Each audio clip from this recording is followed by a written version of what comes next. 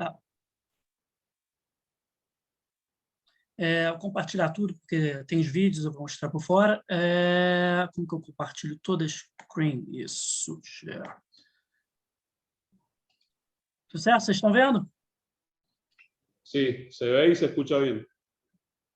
Tá, ótimo. Deixa eu botar aqui, então. F5.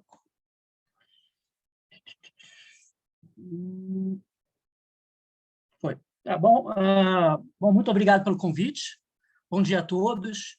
Eu vou... Então, minha apresentação, eu vou tentar fazer um apanhado dos resultados mais recentes da missão Osiris-Rex. Eu vou fazer um bate-volta entre as missões Osiris-Rex e Hayabusa 2, para falar e para concluir com vocês, e levando aos resultados mais recentes, que saíram logo esse ano, sobre a amostra, né? Que a amostra do Hayabusa 2, que os primeiros artigos estão saindo agora no começo desse ano. Então, eu vou fazer um apanhado de resultados, principalmente composicionais. Tá? Então, desculpa meus colegas dinâmicos, eu vou falar principalmente das propriedades composicionais desses corpos. Então, no final, eu vou concluir falando um pouco da missão DART, que é uma missão que eu estou fazendo, quer dizer, eu faço parte do LISHEKIRB, que é um instrumento, um componente da missão do experimento DART, e que atualmente eu estou no INAF, né, no Observatório Astronômico de Roma, trabalhando com a equipe da Elisabetta Dotto, sobre esse pequeno instrumento que vai acompanhar, vai fazer o imageamento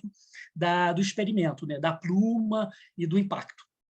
Bom, então eu vou falar de duas missões, de dois alvos, eu vou sempre ter um bate-volta entre os dois resultados, as duas missões.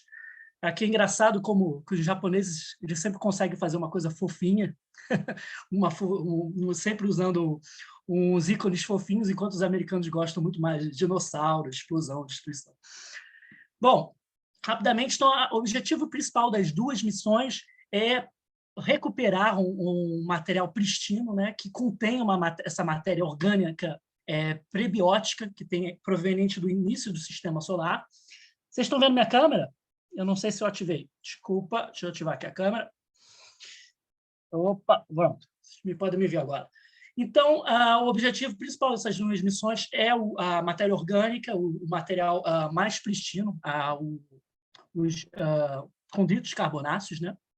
A missão da JAXA, a Hayabusa 2, foi concebida logo depois do sucesso, um pouco logo depois do sucesso da primeira Hayabusa, né, ao asteroide Tokawa, enquanto a missão Osiris-Rex ela vem de um projeto de New Frontier do governo americano para missões de tamanho médio, e que foi originalmente concebida com uma sinergia com o ESA, a Agência Espacial Europeia, durante o desenvolvimento do Marco Polo R.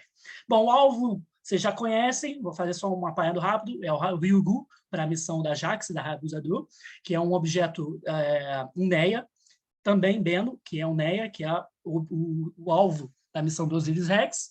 A operação foi entre junho de 2018 a 2019, um pouco mais antiga, a missão da Hayabusa 2, e a operação da Osiris-Rex terminou faz 1 ano e meio. Então, a missão Hayabusa 2 é um pouco mais arrojada, ela comportou exploradores rovers, o experimento de caracterização, sanceramento remoto e a coleta da amostra 2 vezes, né, sobre o solo do Ryugu. Enquanto vamos dizer, a missão americana foi um pouco mais conservadora, fez todo o processo de mapeamento com diferentes altitudes, mas só operou com uma coleta de amostras. Então, a amostra da Hayabusa 2 voltou agora, em dezembro de faz um ano, 2020, e a amostra do Osiris-Rex vai estar para retornar em 2023. Deixa eu ver se consigo passar aqui. Pronto. Eu tive a oportunidade de participar, né, da última conferência pessoal, vamos dizer assim, do Osiris-Rex, onde foi revelado a atividade. Foi logo durante essa reunião que foi os primeiros dados começaram a aparecer da atividade do Bennu, que foi uma coisa surpreendente, que eu vou falar rapidamente na minha apresentação, já que é um resultado mais antigo. A câmera está derivando aqui. Pronto. Então, o objetivo da missão é a matéria orgânica. Então, o que comporta, qual é a origem da matéria orgânica? Porque a matéria orgânica no sistema solar pode ter diversas origens. Opa, isso. ela é preservada, ela é incorporada no meio interestelar, né? Durante a fase do acoplamento do disco protoplanetário, em reações com gás e com grão que estão se formando na nebulosa. Você também tem processos de formação de hidrocarbonetos em processos térmicos, geoquímicos, em corpos diferenciados, através de atividades geotérmicas.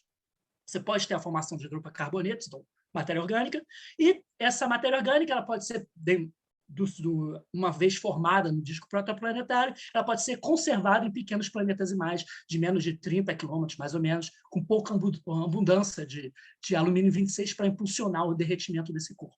Então, a ideia é que você tem um meio interestelar que forma moléculas mais básicas, e você tem uma evolução dessa complexificação dessas moléculas orgânicas através dos processos dentro de nuvens moleculares, da nebulosa protoplanetária e no corpo parente desses corpos, né? Com a diferenciação e processos geotérmicos.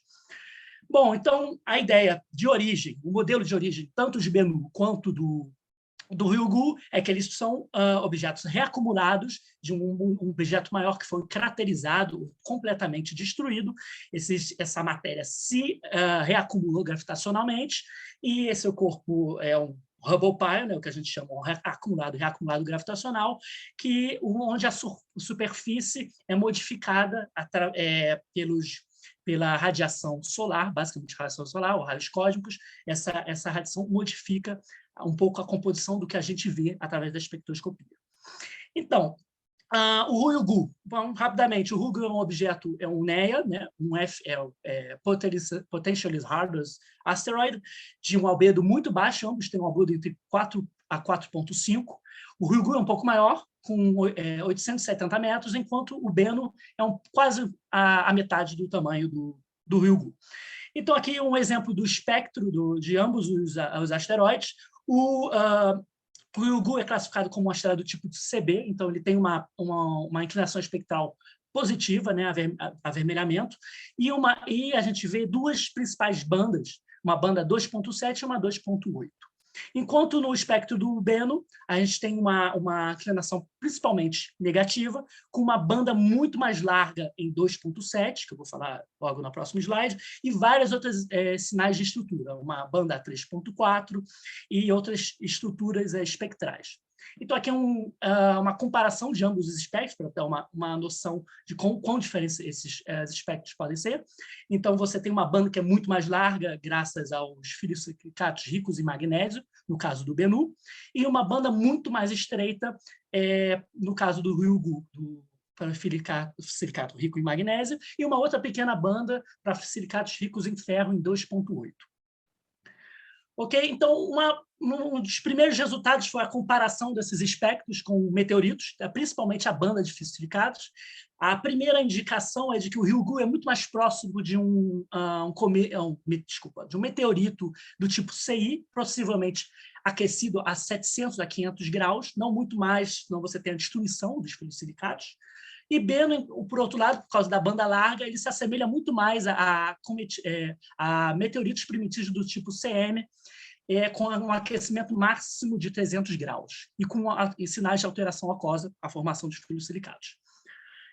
Então, a gente tem, por exemplo, eu pude participar de um estudo onde a gente tentou, a estudante Alice Prats, onde eu colaborei com a estudante, a gente tentou determinar a quantidade de hidroxila no componente dos filosilicatos através da profundidade da banda. Então, vocês veem aqui, foram dois trabalhos, um trabalho para Ryugu e para Bennu, e a gente conseguiu, então, determinar, meio que confirmar o que já se via através da comparação espectral, de que o Ryugu é muito mais próximo de CMs aquecidos, enquanto o Bennu ele tem um espectro entre o CM e CI muito próximo do C2, do Tank's Lake, que é um meteorito muito rico em orgânicos. Bom, então, vamos concentrar. A maior parte vamos dizer assim, da grande parte dos resultados que vieram nesse ano passado, são das variações composicionais locais desses objetos. O Osiris-Rex, diferentemente da Hayabusa 2, ele teve várias operações de baixa altitude, o que nos forneceu muitos dados espectrais e dados de imagem de alta resolução da superfície do Bennu. Tá? Então, a gente tem várias operações que foram desde 1.000 metros a muito próximo, quando se tentou caracterizar os sítios de aterrissagem, de coleta de amostra até 500 metros da superfície, e muito menos, com os ensaios, por exemplo. Enquanto a Hayabusa 2 tem um plano totalmente diferente, ela basicamente se fixou no home position, que eles chamam de home position, a 10 quilômetros, então as imagens têm muito menos resolução, e algumas operações de treino, de ensaio, da coleta de dados, permitiu que fossem obtidas imagens e espectros de mais baixa resolução, mas principalmente imagens e espectros a 10 quilômetros.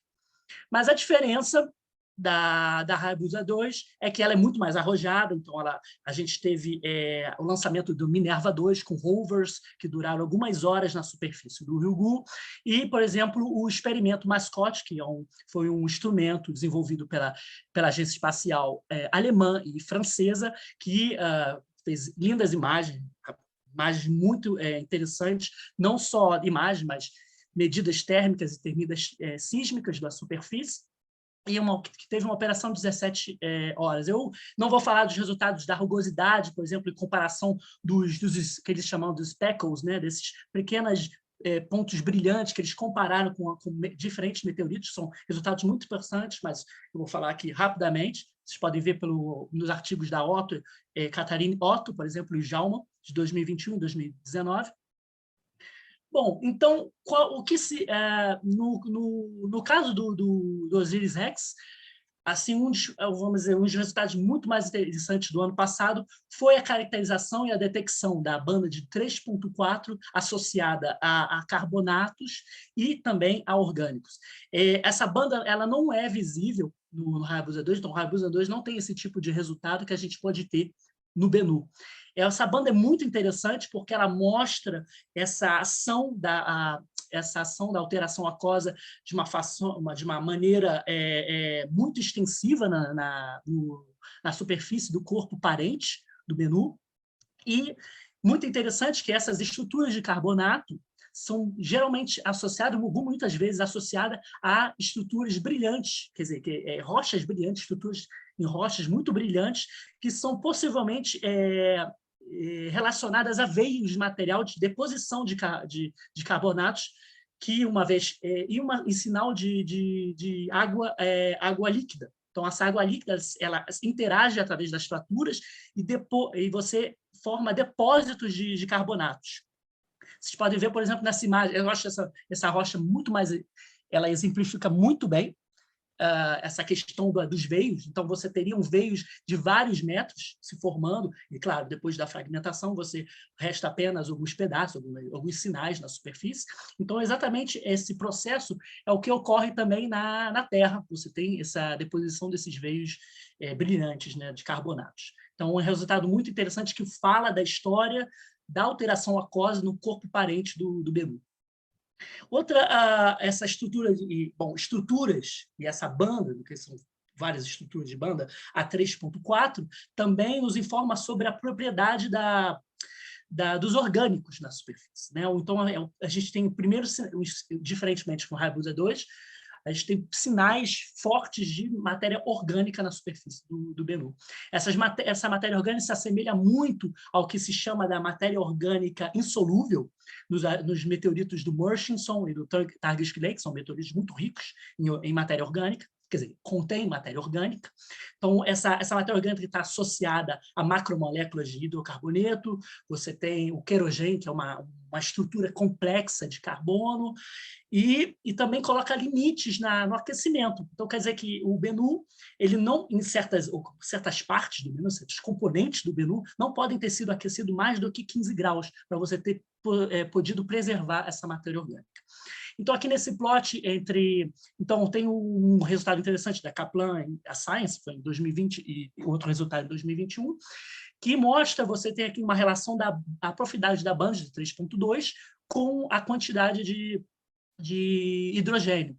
E o interessante é que o Bennu ele não se coloca, ele se pertence possivelmente a um grupo entre os CMs e os CIs, por causa dessa alteração aquosa.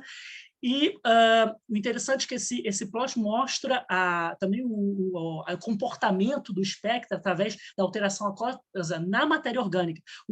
A alteração aquosa com a matéria orgânica ela leva à perda do hidrogênio. Então, você tem essa tendência, esse trend, em direção a quantidades menores de H sobre C.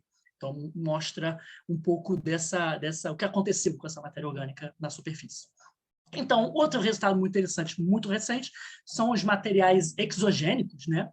Você tem, através de no caso do Ryugu, houveram algumas aproximações à superfície, algumas rochas mais brilhantes foram detectadas, e com a espectrofotometria, nesse caso, não o espectro, a espectrometria dessas rochas mostra que elas têm uma composição muito similar, um espectro, né? Uma forma espectral muito similar aos dos tipo S e dos tipos V. Então, você tem, por exemplo, em Ryugu, um range muito grande de tipo S e tipo V na superfície, que possivelmente é associada com colisões ou com a possível colisão de disruptura do corpo parental, né, corpo parente.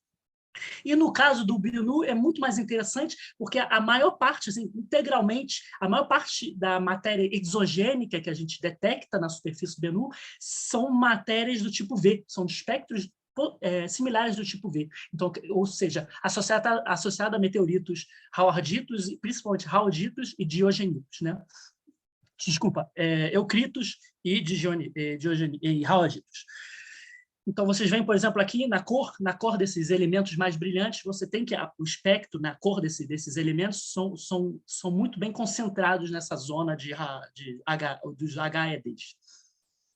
Bom, e vou falar então rapidamente do espectro da formação da cratera superficial, que é muito importante, porque toca na questão depois da coleta da amostra, que parte da coleta da amostra foi executada sobre a cratera, parte da cratera artificial, o ejeta da cratera artificial.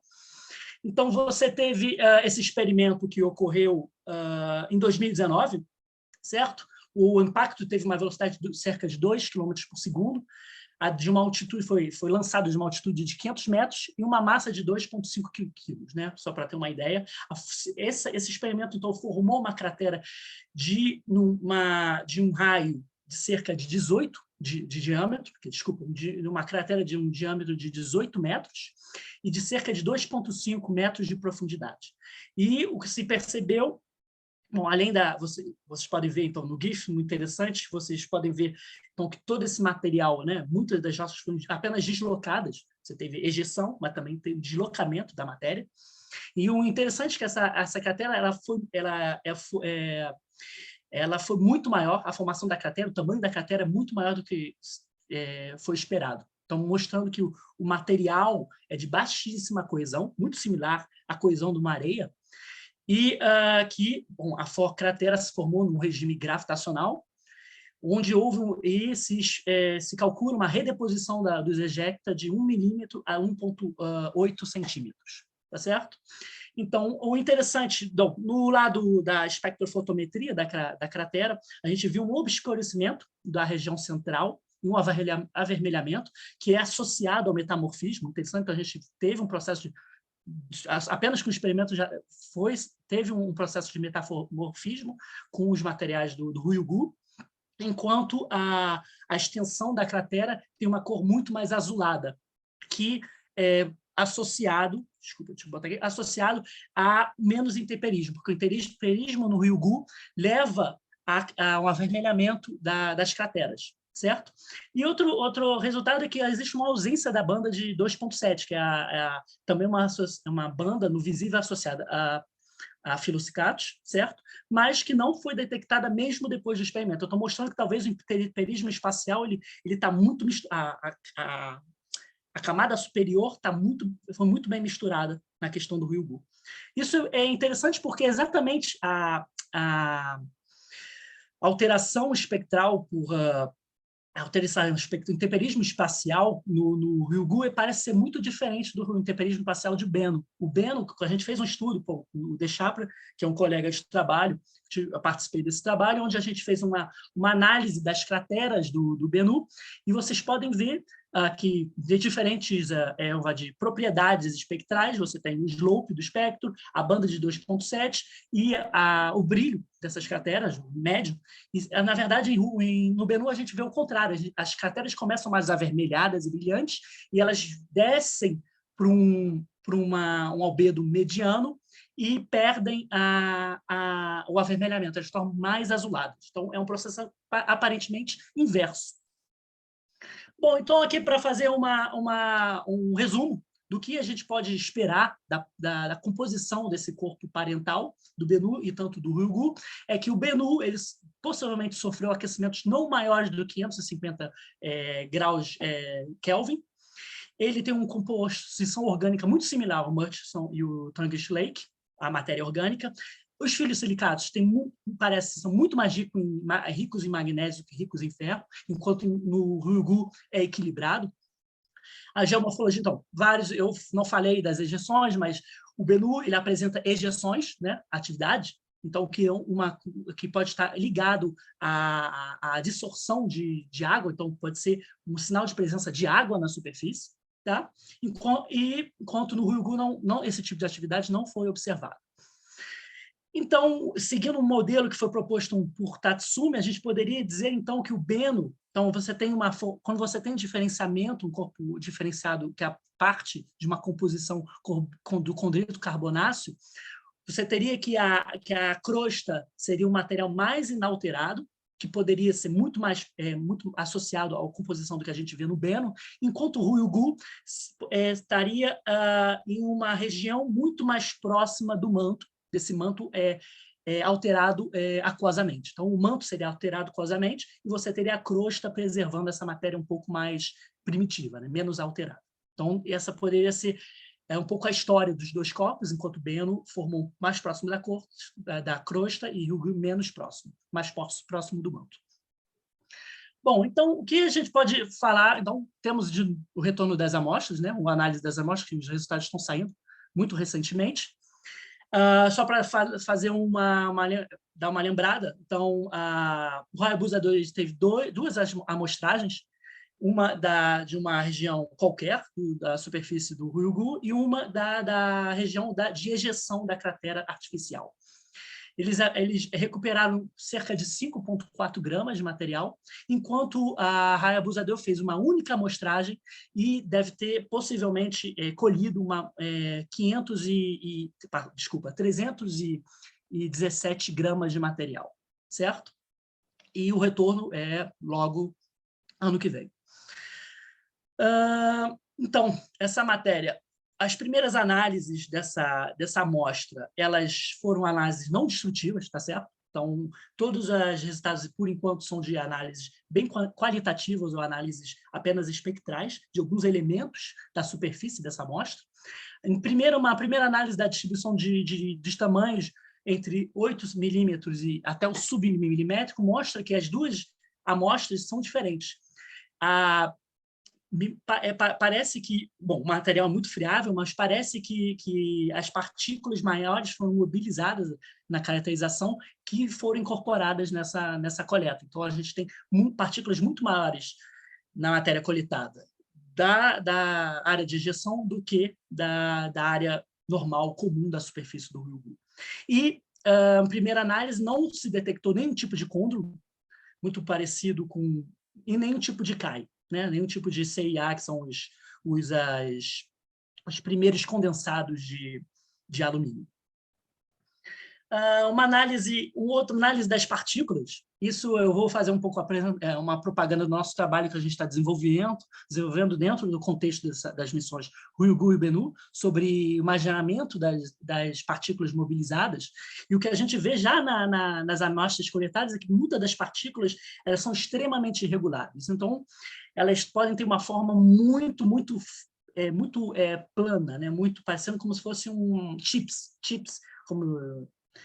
Então, mostra que essas partículas, quando a gente modela, mesmo no scattering, que eu trabalho com modelagem, a análise fotométrica, essas partículas elas podem ser muito irregulares, muito longe de uma partícula apenas elipsoidal. Então, é um trabalho que a gente está desenvolvendo através das imagens e que a gente espera poder comparar com as amostras que foram coletadas, certo?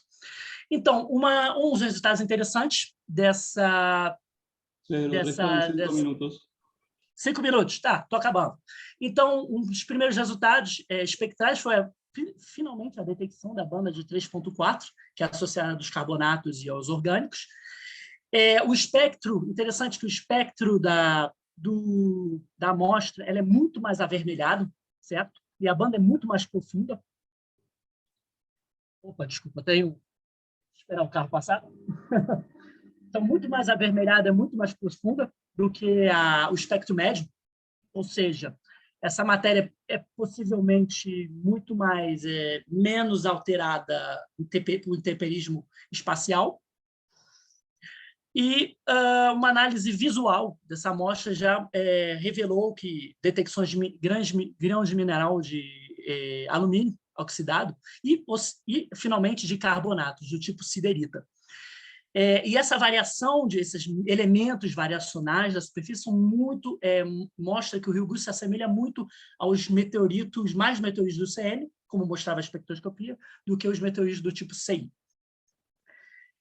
Então, é isso. Então, eu vou concluir rapidamente falando um pouco da missão da DART e do LICIACube. Tá? É um experimento, é o primeiro experimento, o primeiro passo, vamos dizer assim, para um programa de deflexão orbital de um asteroide. Eu pude, então, participar recentemente, só para mostrar para vocês da última conferência, né, do DART. Fomos mais de 100 pessoas. Né? Então, a missão, o objetivo da missão é muito simples, detectar, quer dizer, fazer uma mudança orbital do Didymos. Então, você tem um sistema binário, Dimorphos e Didymos. Dimorphos tem cerca mais ou menos de 800 metros, enquanto Dimorphos é um pequeno satélite de 150 metros de diâmetro. Então, a ideia é impactar a 6,6 quilômetros por segundo, a espaçonave impactar o Didymos e, através de observações da Terra, observar essa mudança no período do sistema. Tá, eu posso mostrar para vocês, então, rapidamente um videozinho. Deixa eu aqui.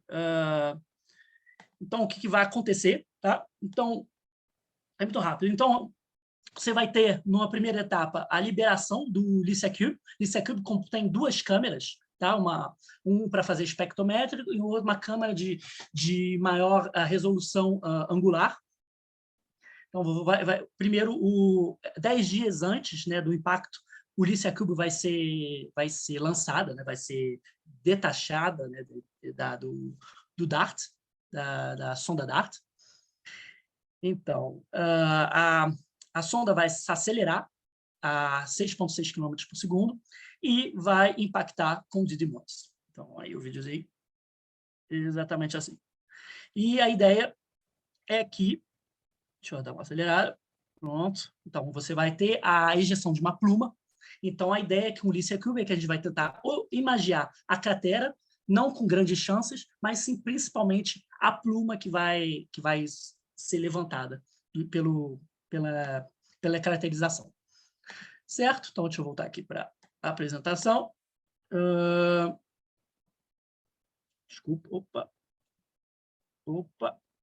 Pronto. Então, você tem, então, o LICIACube. Então, você vai ter um impacto a ponto zero. Então, aqui é uma reconstrução assim, do que se espera orbitalmente, reconstrução da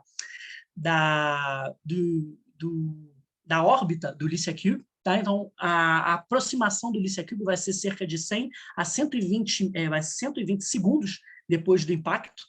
A LICIACube vai se aproximar a cerca de 55 quilômetros do Dimorphos, desculpa, aí vai obter imagens de ângulos de fase entre 40 a 120 graus de ângulos de fase. Então, a gente não vai observar nenhum fenômeno de efeito de oposição, por exemplo, o que geralmente é um fenômeno que me interessa. Então é isso, muito obrigado. Aqui, só para concluir, então, uma imagem simulada do que a gente possivelmente vai ver com o LixAQ, com a Leia, que é a câmera de alta resolução angular. Então, a gente vai conseguir imagiar ambos os sistemas, didymorphos e didymos, e a gente vai chegar a uma resolução de 2 metros por pixel com o LixAQ. E é isso, muito obrigado.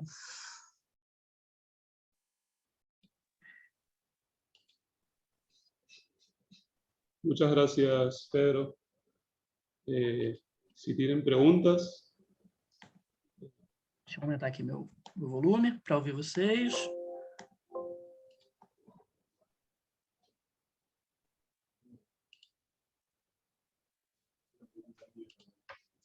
Acá Ricardo tiene una Sí. pregunta. Bueno, muchas gracias, Pedro, por la charla muy interesante. En los experimentos de impacto no entendí bien por qué en Ryugu se produce un oscurecimiento del 20% en la región de craterización. Uhum. Não ouvi, desculpa, pode repetir? Sí, Um pouco mais forte. ok. En los experimentos de impacto no entendí Ajá. bien por qué en Ryugu se produce un oscurecimiento del 20% en la región de la cratera. Olha, pela espectrofotometria, o que parece que aconteceu, parece que aconteceu foi um metamorfismo do material. Quando você provoca metamorfismo em condutos carbonáceos do tipo CM-CI, a tendência é você escurecer, né? Quando você fratura, você vamos dizer, aquece uma região desse tipo de material, você tem uma tendência a obscurecer e a avermelhar o espectro desse tipo de meteorito. Então, eu não sei se isso responde muito bem a pergunta. Sí, acá hay una pregunta de Carvano. Hoy, Pedro, muita boa apresentação, e pergunta: o avermelhamento do pico central da cratera causada pelo impacto artificial que você mencionou não poderia ser causada pela compactação do material? Qual é a velocidade do impactor? A velocidade do impactor era cerca de 5 km por segundo, se eu me lembro bem. Foi lançado, né? Como eu tinha disse num dos slides, foi lançado a 500 metros, né? Sim, pode ser a compactação. Se eu me lembro bem, os experimentos do Clotis.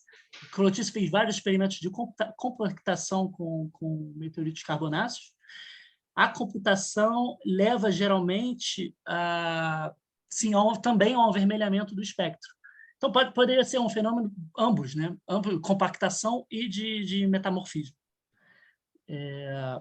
Talvez se eu ainda não vejo que ainda não saiu no resultado espectroscópico dessa região, então a gente não pode dizer nada sem saber o que aconteceu com as bandas, com a banda, por exemplo, de filosilicato dessa região. Então fica difícil dizer. Por enquanto, os resultados são de espectrofotometria. Ok. Daniela pergunta: você poderia especificar a diferença entre a amostra A e B? Sim, claro. Deixa eu dar uma voltada aqui. Certo. Então, a amostra A foi aquela que foi coletada numa região, antes da caracterização, foi a primeira coleta que eles fizeram, de uma região, vamos dizer, ordinária da superfície do Ryugu. E a amostra C é aquela que foi coletada no ejeta, né, muito próximo da caracterização. Então, a distribuição de tamanhos mostra, você tem, assim, o que mostra que você teve uma captura muito mais de partículas pequenas fora da região de ejeção do que na região onde se espera ter coletado material de ejecta, vamos dizer assim. Ok.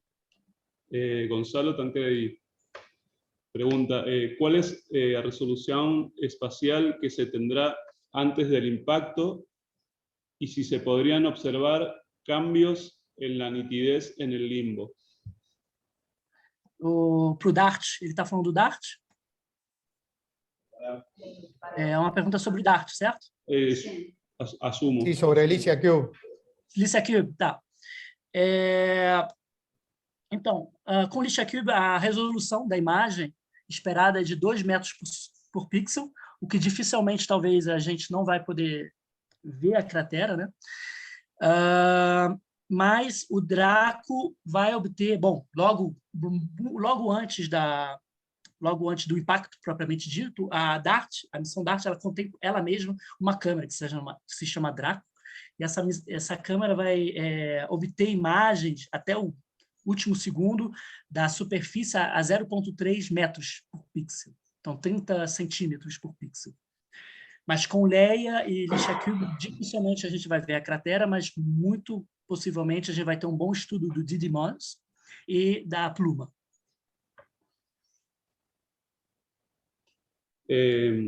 Felipe Braga Rivas también tiene una pregunta, dice, bueno, parabéns Pedro, a detección da mudança de órbita após do impacto será feita como observación de fenómenos mutuos a partir da Terra? ¿Haverá una campaña observacional para esto?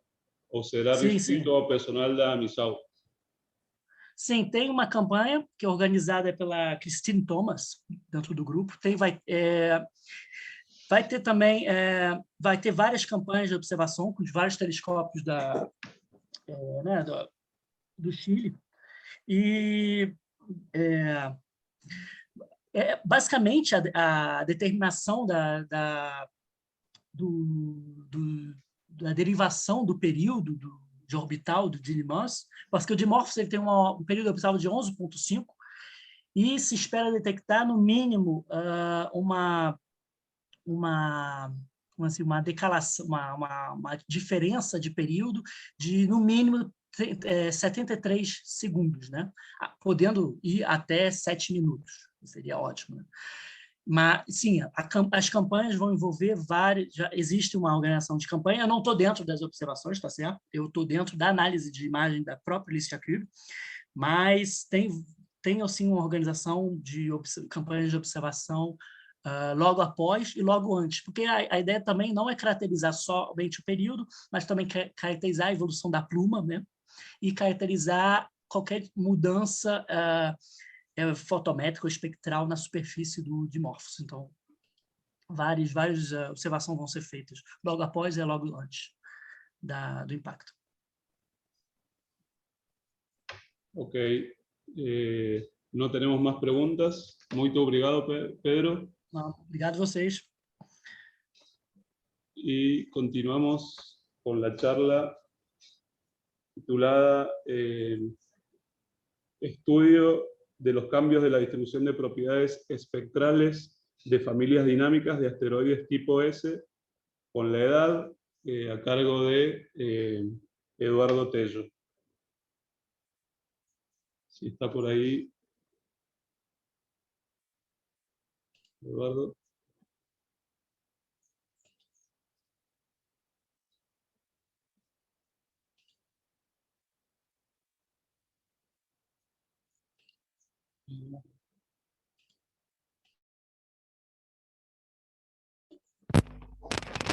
Buenas, ¿me escuchan? Sí, ahí te escuchamos. Bueno, listo. Podés comenzar a presentar cuando quieras. Dale. Sí, sí.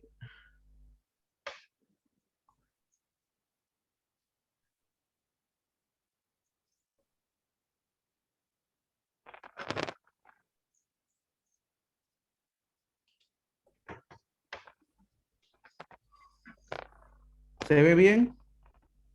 Sí, se ve y se escucha bien. Bueno, me llamo Eduardo Tello, trabajo con el doctor Mario Melita. ¿Sí? Este trabajo lo hacemos en colaboración con Kanushova, Brunetto y Stanchuya de Europa. El tema que voy a presentar es estudio de los cambios de la distribución de propiedades espectrales de familia dinámica de asteroides tipo S con edad.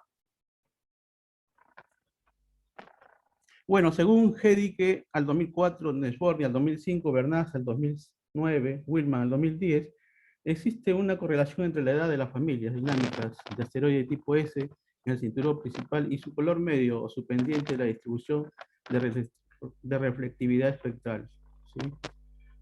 O sea que existe una correlación entre la edad, ¿sí? y nosotros trabajamos con el análisis PCU de componentes principales, ¿sí? Eso, esto quiere decir que con el tiempo, debido a la irradiación cósmica, los asteroides se enrojecen, ¿sí? Aquí podemos ver una representación gráfica. Este es en un momento T0, ¿sí? Esta es la superficie del asteroide. Aquí recibe la radiación cósmica, ¿sí? Y vemos que se va oscureciendo, ¿sí? Y aquí está mucho más oscuro. O sea, quiere decir que esto espectralmente hace que el asteroide se vuelva más rojizo en sus colores. Bueno, esta es una representación de un típico asteroide tipo S, que es el famoso Itokawa.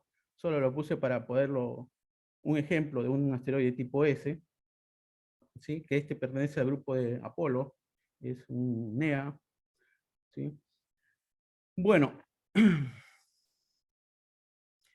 nosotros usamos el análisis PCA, que es una técnica estadística que tiene aplicaciones en muchos campos, que permite proyectar información de conjunto de datos de una alta dimensión a un conjunto de dimensión más baja, ¿sí?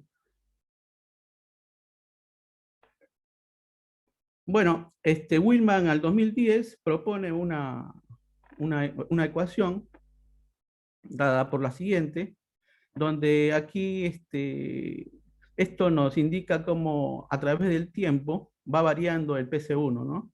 Y diferentes autores dan los valores para ciertos parámetros de esta ecuación. Para situarnos bien la posición de la familia en el cinturón principal, ¿sí? Sabemos que el cinturón principal se divide en tres regiones: la parte interna, central y exterior, ¿no? Bueno, si vemos acá, estas son familia de Nesborny, ¿sí? Los puntos lila son asteroides de todo el cinturón principal dado en el catálogo del SDS4. Bueno, si vemos acá, por ejemplo, Flora se ubicaría en esta región interna del cinturón principal, ¿sí?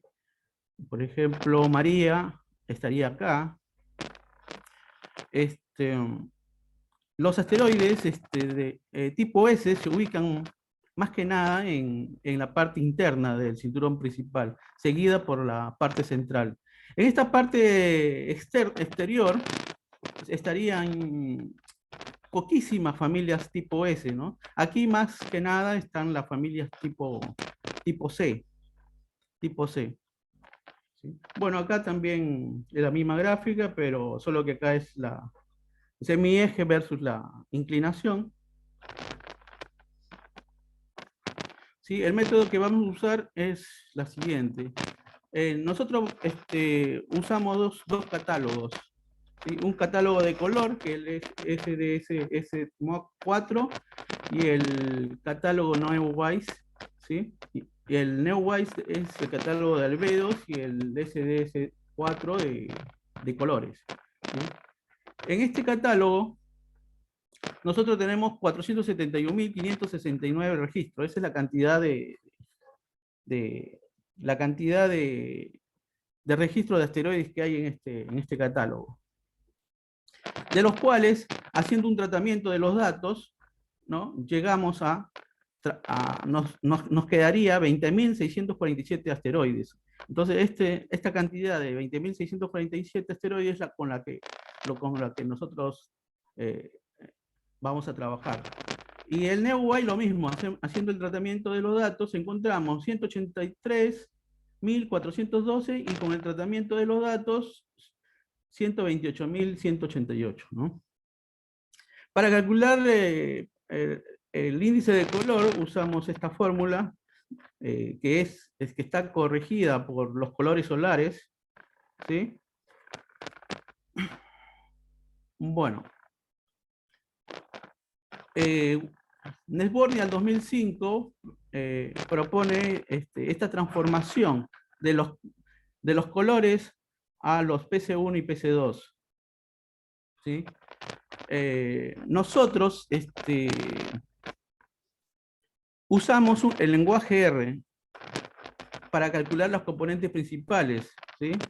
Y entonces probamos para ver si los datos nos dan similares a lo de Nesborni. Bueno, y acá tenemos un gráfico de PC1, PC2 versus PC2, y vemos que hay cierta similitud, ¿sí? Son similares casi la gráfica donde están los asteroides. Y bueno, entonces no estamos tan diferenciados con lo de Nesborni, ¿no? Y si nosotros graficamos el PC2, vemos que la curva, el lenguaje R que nosotros usamos, nos da el resultado de color verde, ¿sí? En este histograma. Y el de Nesborni nos da el de color lila. Entonces casi es similar. ¿Sí? Si hay una pequeña diferencia porque Nesborni, para encontrar estos parámetros de transformación a PC1 y PC2, usa el catálogo de SS3. Nosotros usamos el catálogo de el SDSS4. Entonces, por eso que hay una mínima diferencia, porque el catálogo de SS4 contiene mucho más datos que el catálogo SDSS3. Bueno, y aquí también seguimos comparando la transformación de Nesborni con el nuestro, ¿sí? Y vemos que también vemos que encontramos esta bimodalidad, ¿sí? Tenemos estas dos pendientes. Bueno, y vemos que que estamos que los valores son similares, casi similares, ¿no? Bueno, Nesborni al 2005 propone que en esa bimodalidad, esta parte de acá, ¿sí? Esta primera región correspondería a los asteroides de tipo C, y esta de acá correspondería a los asteroides de tipo S, ¿sí? Bueno, acá tiene también, él propone que acá estarían, en esta región estarían los meteoritos, ¿no? Bueno, pero si nosotros comparamos en nuestra gráfica, entonces esta parte de acá serían los tipos C, y esta parte de aquí los tipos S. ¿Sí? Resultados. Nesborni propone dentro de su familia una cantidad de integrantes. Por ejemplo, encuentra que para Flora tiene 13.789 integrantes, para Massalia 6.424, y así sucesivamente, ¿no? Nosotros lo que hacemos es buscamos estos asteroides dentro del catálogo de color y dentro del catálogo de albedo, y encontramos que dentro del catálogo de color, por ejemplo, para Flora tenemos 933, y para albedo 3.402, ¿no? Y lo que hacemos acá para saber, buscamos los asteroides que estén dentro de este catálogo y dentro de este catálogo, y encontramos que asteroides que estén en ambos catálogos están 565, ¿no? Pero acá, estos 565 están incluidos los miembros verdaderos y los intrusos. Eduardo, quedan y acá 5 minutos. Encontramos, ¿cómo? Quedan 5 minutos. Bueno, y acá encontramos los miembros verdaderos, que son 427. Entonces, los intrusos dentro de esta familia, al menos de lo que encontramos aquí, son 138, para Massalia 11, para Eunomia 30, y así sucesivamente, ¿no? Lo mismo hicimos para Spoto. Spoto también cuenta con una lista de integrantes para cada familia, ¿so? Y buscamos también dentro de color y albedo, y bueno, y llegamos a encontrar los intrusos, que es en EO 119, Coroni 7 y así sucesivamente. Bueno, graficando la edad versus PC1, tenemos esta curva, ¿sí? El cual usamos para poder hacer el ajuste, esta ecuación, y podemos obtener estos parámetros, ¿sí? Y vemos que a medida que pasa la edad, el PC1 aumenta. Eso quiere decir que los asteroides enrojecen. Y acá comparamos el las curvas de Desborni y de Spoto, ¿sí? Vemos que, que PC1 aumenta, que a medida que aumenta la edad. Acá también vemos la edad versus albedo, ¿sí? Vemos también que a medida que aumenta la edad, aumenta el albedo. Es decir, que los asteroides, por la irradiación cósmica, se vuelven más brillantes. Bueno, sí.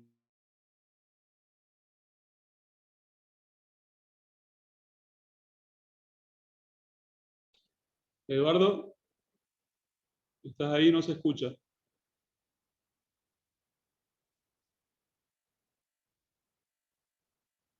Hola, Eduardo.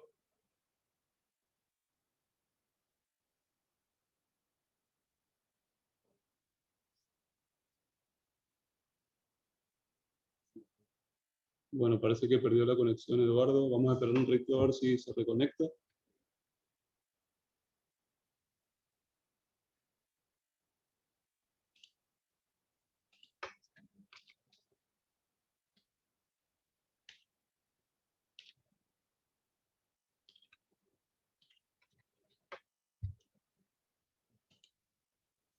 Y no aparece conectado. Vamos a esperar un rato a ver si Eduardo logra reconectarse para terminar la presentación. Si quieren ir dejando preguntas en el chat, pueden hacerlo.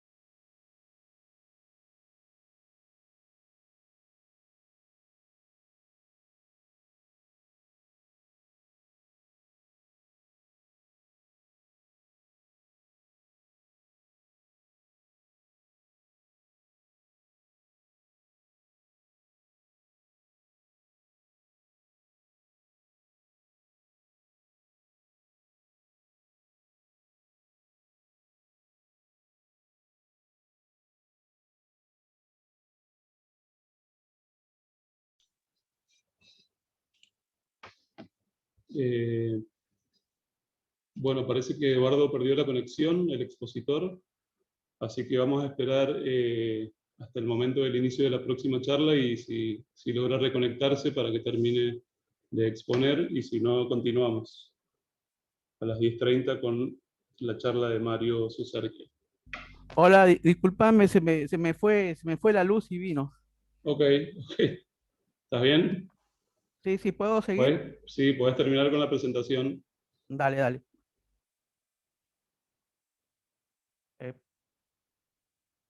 ¿Puedes presentar? Sí, espera. Ahí voy. ¿Se ve? Sí. Creo que le di. Se me truncó ahora.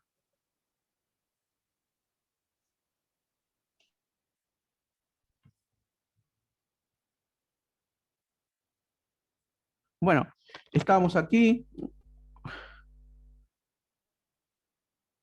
Bueno, acá podemos ver los miembros verdaderos y los intrusos, ¿sí? Y vemos que, por ejemplo, en Flora, estos que están acá son, son de tipo C, ¿sí? O sea, vemos que los miembros verdaderos de tipo S son estos de lila, y los que están incluidos, los intrusos, son los verdes, ¿sí? Y vemos que que flora contiene también intrusos de tipo C también, de tipo S y de tipo C también. ¿Sí? Y bueno, vamos con el siguiente, hacerlo rápido. Bueno, acá vemos un histograma de los albedos, ¿sí? Y ahí podemos ver los miembros con intrusos y los miembros verdaderos, que son de tipo lila, de color lila. Bueno, este es el sesgo que aumenta con la edad. Vemos que aumenta con la edad. El sesgo está dado por la media menos la moda, dividido la desviación estándar, ¿sí? El sesgo va a aumentar con la edad, al igual que aumenta PC1 y el albedo con la edad. Bueno, esta gráfica es de Nesborny, nuestra, y lo puse acá para poder sacar estos parámetros que luego lo introducimos en este modelo. En este modelo de Monte Carlo fue elaborado por Mario Melita y sus colaboradores de Europa, y vemos que, por ejemplo, los resultados dados en esta gráfica, al introducir estos parámetros aquí, vemos cómo evolucionan cada asteroide, ¿no? Por ejemplo, Flora sería de acá, ¿no? Vemos cómo evoluciona, Flora evolucionaría de esta forma, ¿sí? Y aquí, para cada posición, por ejemplo, esta misma se parece a esta de acá. Bueno, y vemos que hay consistencia entre lo que encontramos y el modelo propuesto por Mario Melita. Bueno, conclusiones. El componente principal contiene la información de los 4 índices de color, ¿sí? Del SDS-MOD4, son más del 50%, y entre PC1 y PC2 contienen más del 85% de información. El análisis del componente principal de los colores es uno de los criterios para poder saber si un objeto es miembro de la familia o simplemente comparte los elementos propios por alguna otra razón, intrusos. Corroboramos que las componentes PC1 aumenta con la edad de las familias, enrojeciendo con el tiempo debido a la irradiación cósmica, de acuerdo a lo ya conocido en la literatura por Willman al 2010. Encontramos que el albedo aumenta con la edad en forma similar al enrojecimiento del color. Encontramos que muchos asteroides intrusos que no cumplen con los criterios de albedo, PC1 y este CJ que usa Nesborny, ¿sí? que nos permite saber si es miembro de la familia o no. Vemos que la familia de Flora posee miembros de diversos tipos taxonómicos según el análisis de componentes principales. Apreciamos que el sesgo de la distribución PC1 de la familia aumenta con la edad. Esta es la bibliografía y bueno, muchas gracias. Bueno, muchas gracias a vos, Eduardo. Acá en el chat Daniela dejó una pregunta. Sí, espera que aumento el volumen. Sí. Ok. Dale, decime la pregunta porque no estoy leyendo la pregunta. Bueno, dice, muy interesante. ¿Podría explicar cómo ustedes definen los objetos intrusos? Sí, los objetos intrusos, simplemente aquellas que no cumplen las condiciones que nosotros pusimos, tanto de albedo, ¿sí? PC1 y CJ, que CJ es un parámetro que usa Nesborny, ¿sí? Si no cumple con esas, entonces sería un intruso dentro de la familia. Por más que sea de tipo S, puede ser de tipo S, pero si no cumple esas condiciones, para nosotros eso es un intruso. Ok, muchas gracias. Ricardo pregunta, en los histogramas de albedo para los asteroides Flora, que se suponen en su mayoría S, ¿hay objetos con albedos mayor a 0,3? Y otra pregunta dice, ¿cómo definen la edad? ¿El albedo aumenta? Esas son las preguntas. Sí, el albedo con la edad aumenta, sí, eso es lo que vimos en el gráfico, aumenta, ¿sí? Y la otra pregunta, ¿cuál era? ¿Me dijiste? Si hay objetos con albedo mayor a 0,3, siendo el tipo S. Sí, se han encontrado. A ver, ¿dónde está la gráfica de albedo? Este es S1. A ver, déjame ver. Ah, no lo están viendo mi pantalla, ¿o sí? Sí, se ve. Ah, bueno, espera. ¿Para qué familia me dijo? Para Flora, que se supone Flora, por podría ejemplo, tipo sí. S.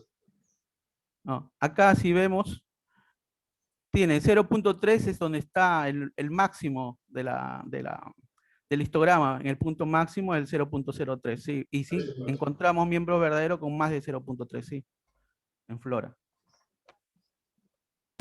Ok. Bueno, ya estamos en tiempo. Así que bueno, si quieren muchas dejar gracias. preguntas en el chat y Eduardo las puede seguir contestando. Vamos a continuar con la charla a cargo de Mario Suserquia. Si puedes Sí, dejarlo. hola. Sí, un segundo, Mario. Dale.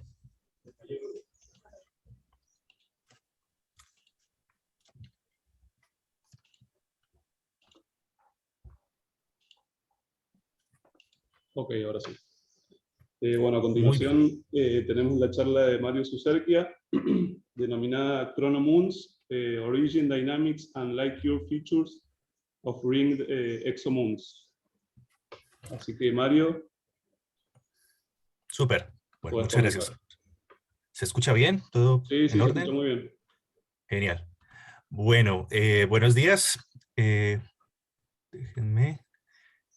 Bueno, primero es un placer estar aquí de nuevo con ustedes. Y hoy quiero hablarles de nuestro último trabajo publicado, que es acerca del origen, la dinámica y las curvas, las características de las curvas de luz de lunas que tienen anillos, ¿sí? Pero lunas alrededor de otros planetas. A esos objetos los hemos llamado cronolunas. Mi nombre es Mario Suserquia, yo soy investigador postdoctoral Fondesit en Chile, y este trabajo pues ha sido desarrollado con una gran cantidad de colaboradores, entre ellos Jaime Alvarado, Amelia Bayo, Jorge Cuadra, Nicolás Cuello, Cristian Yupone, Matías Montesino, Johan Olofsson, Christian Schwab, Liz Plittler, Jorge Iván Zuluaga. Bueno, muy bien. Ok, entonces vamos a comenzar con algunas motivaciones de por qué estudiar o por qué preguntarnos o por qué es importante saber si las lunas tienen anillos en torno. Bueno, si los satélites pueden tener anillos es una pregunta bastante frecuente en, digamos, comunidades bastante prestigiosas, como por ejemplo los clubes de ciencia ficción o en los jardines infantiles, que, bueno, son preguntas que hacen los niños y que por supuesto es bastante curioso y que uno va a la literatura científica y no encuentra una respuesta, es decir, no se ha hecho ningún trabajo al respecto de si las lunas de los planetas, por ejemplo, la Tierra o los planetas gigantes pueden tener anillos. Bueno, esa es la primera motivación. La segunda es que en el sistema solar, pues los anillos están por doquier. Es decir, los anillos son, por ejemplo, una característica de los planetas gigantes.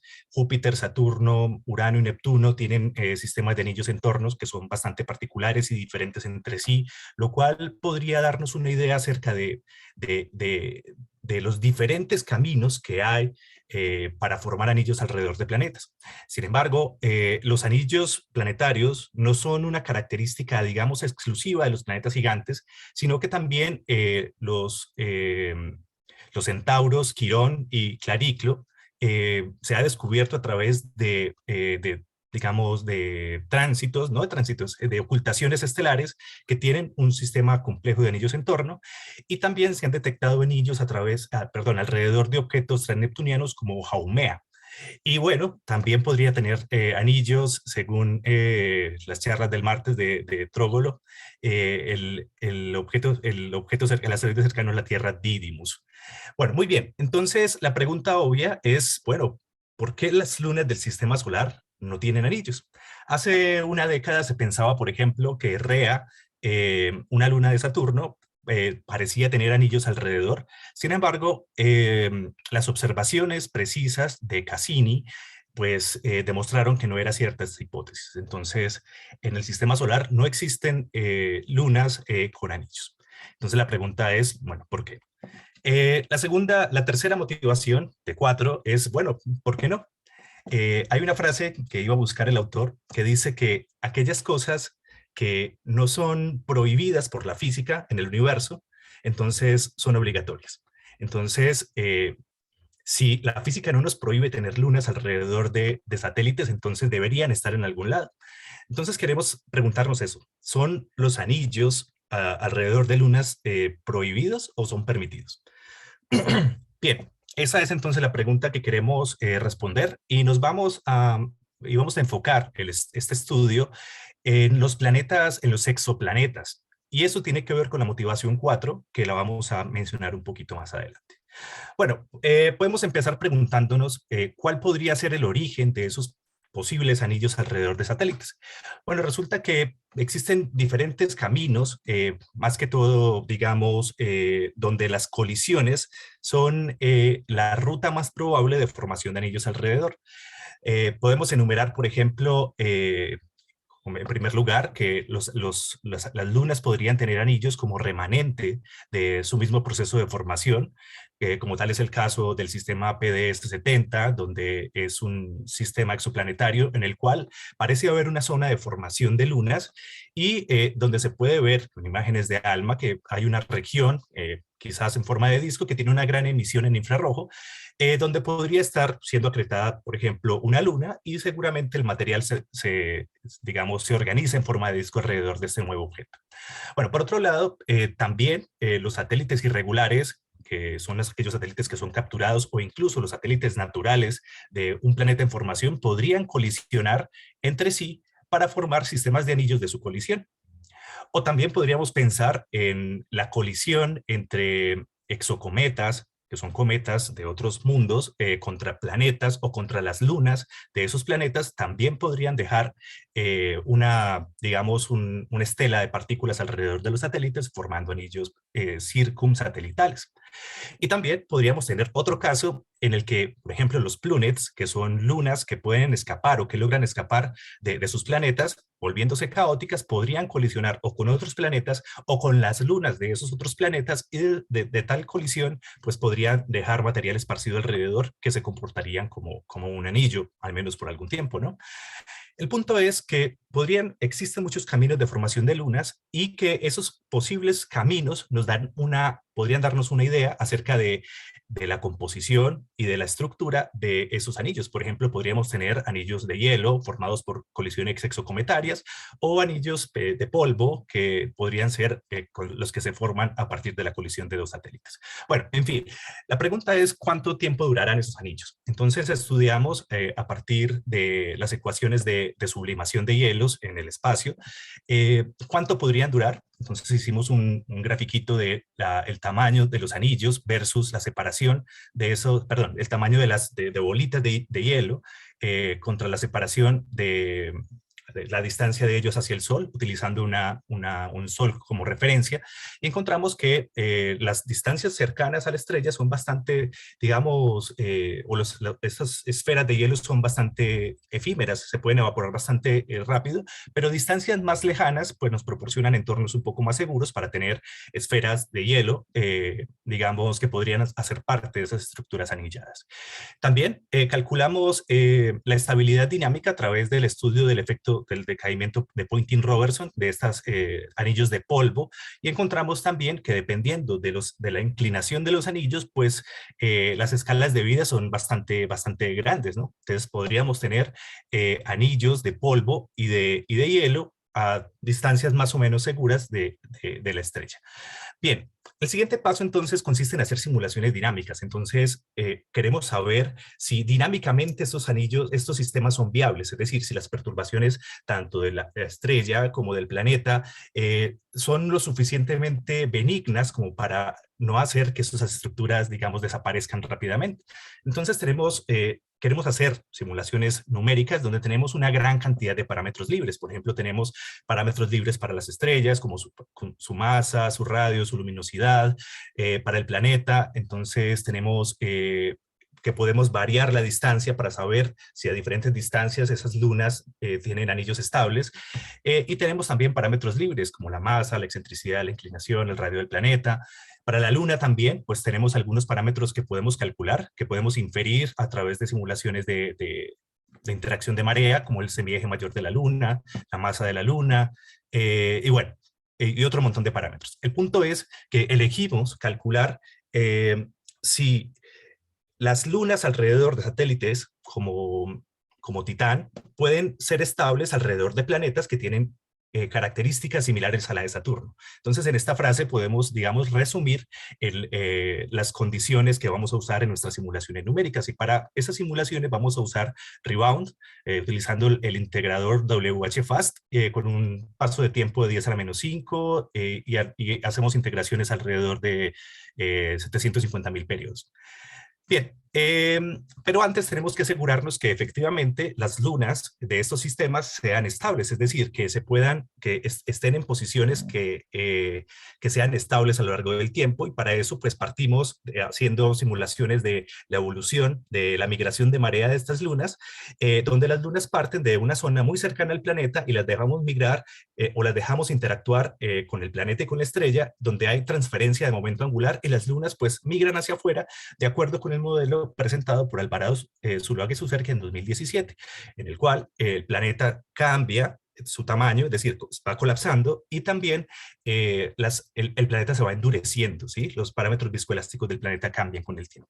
Entonces encontramos que el sistema que queremos estudiar pues es estable, se encuentra en el límite de Roche, adentro del radio de Hill del sistema, y las lunas son estables. A continuación, entonces, dejamos evolucionar el sistema con nuestro integrador Rebound, y encontramos algunas cosas interesantes. Por ejemplo, encontramos que la mayoría de las partículas sobreviven a esta interacción, es decir, alrededor del 98% o más de las partículas sobreviven.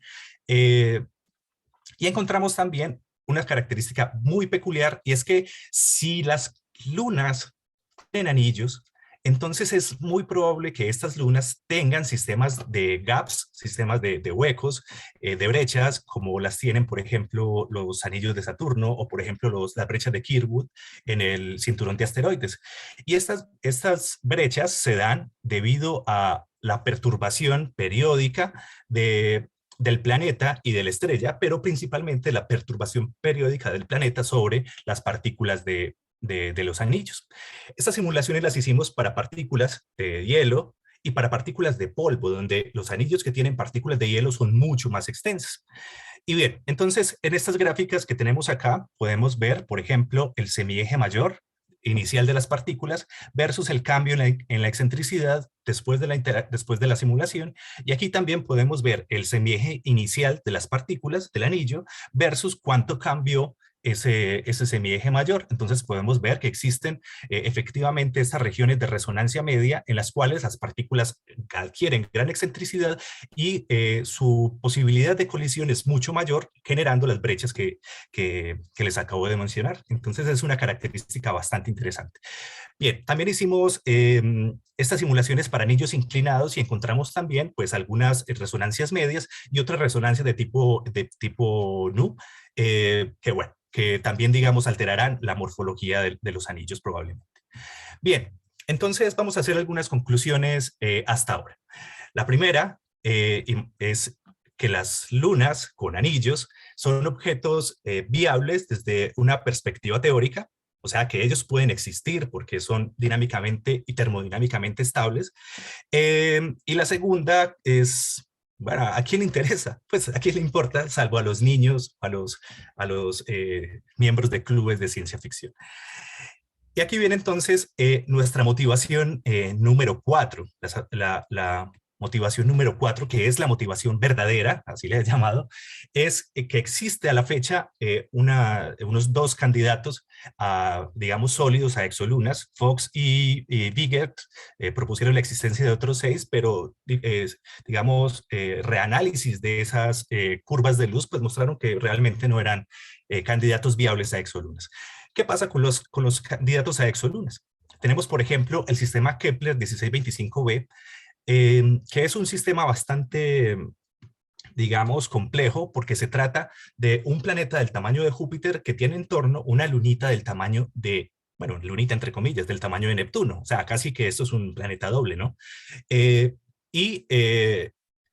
un sistema bastante complejo porque los modelos de formación actuales de lunas, al igual pues que los datos que tenemos del sistema solar, nos dicen que la relación entre masas, la relación entre masas debe ser de 10 a la menos 4. Entonces, eso es un sistema bastante inestable en el tiempo. También tenemos el sistema Kepler 1708b, que también tiene las mismas características. Un planeta muy grande con una luna del tamaño de la Tierra. Entonces, déjenme hablarles cortico sobre cómo se detectan las lunas. Las lunas se detectan a través de, digamos, efectos mutuos, donde aparece en la curva de luz una curva adicional o un dip adicional debido a la presencia de la luna, y también genera efectos dinámicos sobre el planeta. Por ejemplo, en tránsitos consecutivos puede modificar la periodicidad de la órbita planetaria, y también puede modificar la duración de los eclipses, ¿sí? Debido a la dirección de la velocidad del planeta en cada tránsito. Bien, estos planetas o estas observaciones digamos, se han propuesto explicaciones desde diferentes perspectivas. Por ejemplo, se ha propuesto un syzygy, una conjunción entre dos planetas, digamos, diferentes en vez de lunas, así como también se ha propuesto que este sistema pudo haber sido capturado en algún lugar. Hay una discusión bastante interesante de Kipi Tichy y Laura Kreitberg, donde Kipping pues ve lunas y y Laura pues no ve absolutamente nada. Entonces es interesante que lo siga. Segundo, voy un poquito rápido porque me extendí demasiado en la introducción. Las lunas los anillos se detectan también por eclipses, por ejemplo, donde se puede notar que las curvas de luz son más profundas que las curvas de luz de los planetas que no tienen anillos. Entonces, ¿qué pasa? Resulta que las cronolunas aparentan ser muy grandes, o sea, pueden aparentar hasta el doble de su tamaño, y tienen menores efectos dinámicos sobre el planeta porque tienen masa muy reducida. Entonces, esa es la pista para saber si una luna es una chronomoon o no, que su tamaño es muy grande, pero los efectos dinámicos sobre el planeta pueden ser muy pequeños. Entonces, podemos tener una nueva interpretación del sistema Kepler 1625b, y es pensarla como una luna gigante, o pensarla, en cambio, como una luna normal que tiene anillos extendidos alrededor. Lo mismo con Kepler 1708b. Bien, entonces analizamos el sistema Kepler 1625b como si fuera una cronoluna, y tristemente no encontramos, encontramos que sus anillos serían estables, pero no encontramos resonancias, y predecimos cuáles son los siguientes cambios en la periodicidad del tránsito y los cambios en la duración del tránsito.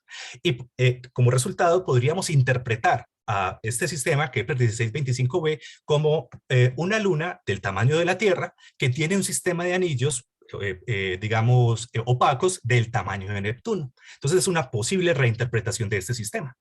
Bien, dos diapositivas para terminar. La primera es cuál es el origen de la etimología, cuál es el origen de la palabra cronolun. Entonces chronomoon pues deriva de Cronus, que es el griego de Saturno, y también por Cronos, que es la personificación del tiempo, debido a el efecto que tiene, bueno, el parecido a Saturno de estas pequeñas lunas, y el efecto que tienen estas lunas sobre la periodicidad y la duración de los tránsitos del planeta. Entonces, algunas conclusiones, o realmente dos conclusiones de este trabajo. La primera es que, por favor, respondan sí cuando un niño les pregunte si las lunas pueden tener anillos. Y la segunda, que las cronolunas podrían explicar algunas detecciones anómalas de posibles exolunas gigantes. Bien, esta es una animacióncita de lo que sería una cronoluna. Muchas gracias y quedo atento a las preguntas. Bueno, muchas gracias, Mario, por tu presentación, muy interesante. Gracias. Adrián Rodríguez pregunta, ¿los planetas calientes con semiejes menores a 0,1 unidad astronómica podrían tener cronolunas? Bueno, realmente la distancia más corta a la que intentamos hacer estas simulaciones fue de 0.3, y vimos que a medida que está más cerca el planeta de la estrella, la migración de marea de la Luna es mucho más rápida, por lo tanto, la probabilidad de pérdida o la inestabilidad de esas lunas es mucho mayor. Y también notamos que a distancias mucho más cortas, pues las regiones son mucho más activas dinámicamente, aparecen muchos gaps y las partículas se excitan fácilmente.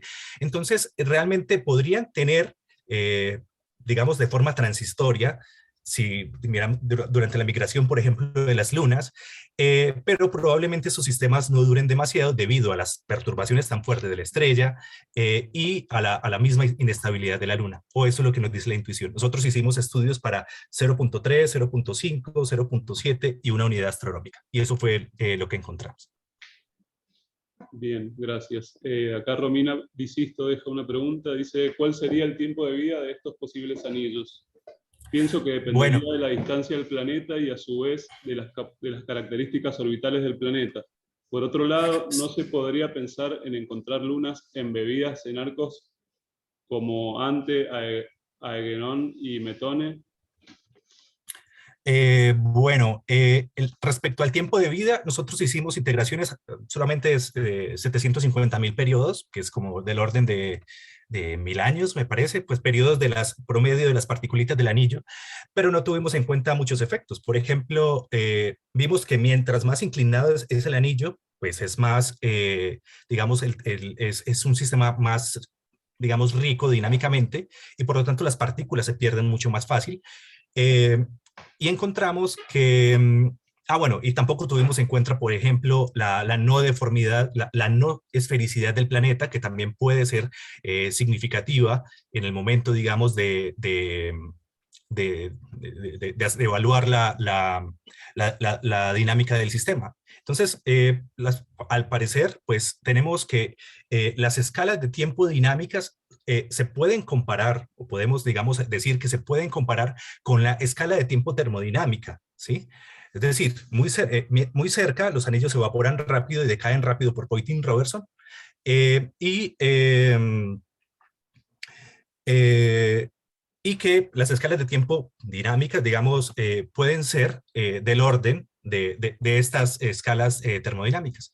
Y respecto a la segunda parte de la pregunta, que si pueden aparecer en arcos, no lo sé. Es decir, realmente, sí, partimos simplemente de anillos alrededor de lunas que están distribuidos utilizando una función de ruido azul, pues garantizando la uniformidad de la distribución de las partículas, pero sería muy interesante hacer una simulación en las cuales pues se viera la fragmentación de un exocometa, por ejemplo, y mirar realmente cómo evolucionan estos sistemas. Entonces, no sé, la segunda respuesta es no sé, pero es interesante saber. Ok, gracias. Nair Tróbolo pregunta, bueno, dice muy buena la charla, pregunta, ¿en las simulaciones dinámicas las partículas se ven entre sí? ¿Se permiten colisiones entre partículas? No hay colisiones entre partículas porque queríamos hacer muchas pruebas, son partículas de prueba test particles, y queríamos, digamos, explorar el espacio de parámetros, incluyendo muchas distancias, diferentes tipos de anillos, y meter la interacción mutua y la viscosidad gravitatoria entre las partículas, pues era bastante costoso.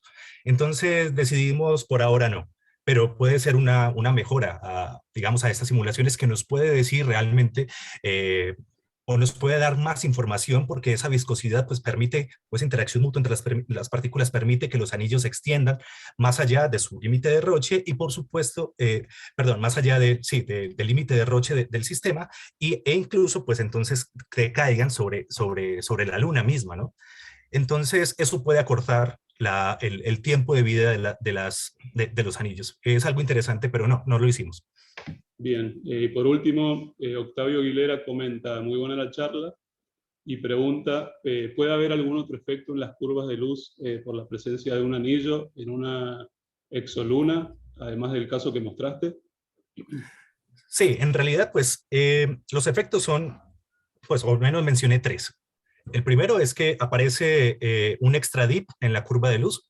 Segundo, un dip grande indica, nos haría pensar que la masa de la Luna es muy grande y esperaríamos que afectara demasiado dinámicamente el planeta, pues retrasando su periodicidad o adelantando su periodicidad o modificando la duración de los tránsitos. Pero con una mejor resolución, con una buena resolución, podríamos ver en la curva de luz de la Luna sola una cierta estructura debido al ingreso de los anillos, al ingreso de la Luna, la salida de la Luna, ingreso. Entonces, en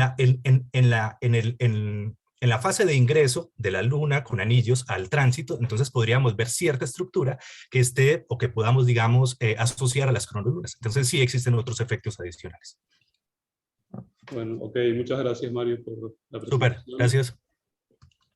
Paro de compartir.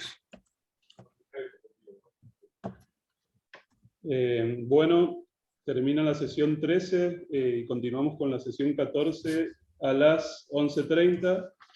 Y bueno, antes de terminar, quería volver a recordarles que después de la exposición de pósters de hoy, que termina a las 15:30, vamos a hacer una foto grupal, ¿sí? Así que estaría buenísimo que estén todos. Y bueno, nos vemos a las 11:30.